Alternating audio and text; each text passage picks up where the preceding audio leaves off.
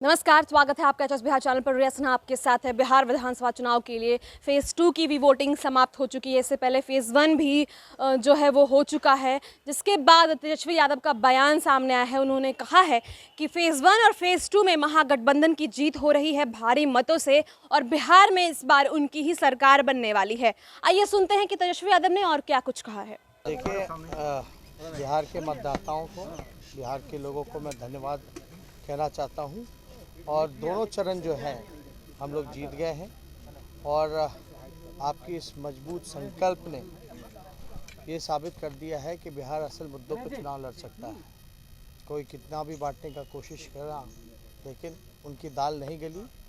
और बेरोज़गारी के मुद्दे पर, ख़ास तौर पे नौकरी के मुद्दे पर, पलायन, गरीबी, भूखमरी के मुद्दे पर, और जो आखिरी जो तीसरा जो फेज़ है, जो आप कह सकते हैं जो सीमांचल का एरिया है, कोसी का बेल्ट है,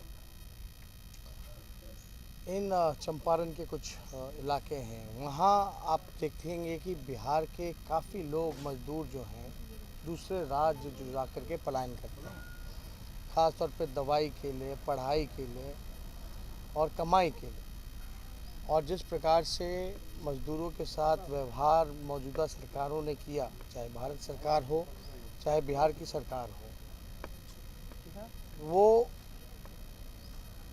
लोगों को कहीं ना कहीं से जो गुस्सा रहा, जिस रवैये को लेकर के 2 महीने तक उनको लाने की कोई व्यवस्था नहीं की गई। वो आए तो उनको अपराधी बोला गया, उनको ये भी बोला गया कि कोरोना फैलाने का काम करेंगे।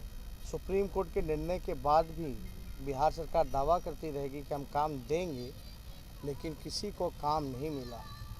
उस वजह से बाढ़ का इलाका भी आप देखिएगा, क्योंकि नेपाल से सटा हुआ इलाका है, बाढ़ हमेशा जो है तबाही मचाता है, तो लोग जो हैं काफ़ी प्रभावित हैं। मुख्यमंत्री तक पूछने तक नहीं गए, प्रधानमंत्री, सेंट्रल की टीम कोई आकर के आकलन तक नहीं करने गई है। तो मुझे पूरा भरोसा है, जो 2 फेज़ में मजबूती के साथ महागठबंधन के पक्ष में मतदाताओं ने वोट किया है, तीसरे फेज़ में और मजबूती के साथ जो है मतदान करेंगे। और ये तय हो चुका है कि बिहार से एनडीए और नीतीश जी की विदाई हो चुकी है। जो फुटेज लगा रही है, जो हरलाखी में घटना घटी है, उसके पीछे आप लोगों को क्या करना है? देखिए, इस घटना की निंदा हमने की भी है और करते भी हैं। लोकतंत्र में विरोध करने का और भी तरीके हैं, मतदान से भी आप विरोध कर सकते हैं। ऐसी चीज़ें जो हैं, घटना को अंजाम जिन्होंने भी दिया है, हम उनसे अपील करेंगे कि ऐसी चीज़ें नहीं होनी चाहिए। इसकी निंदा हम करते हैं। कोई भी साजिश कहता रहे, हमारा ये काम नहीं है, हम मुद्दे की राजनीति करते हैं। अच्छा, ये जो आपके और अपने बड़े भाई के खिलाफ जेडीयू कल इलेक्शन कमीशन मुख्य होने के आप लोगों ने जो हलफनामा दिया था, उसमें सारी बातें झूठ है, फॉल्स है, कैसे देखते हैं इस तरह? उम्र के मामले को भी उन्होंने उठाया।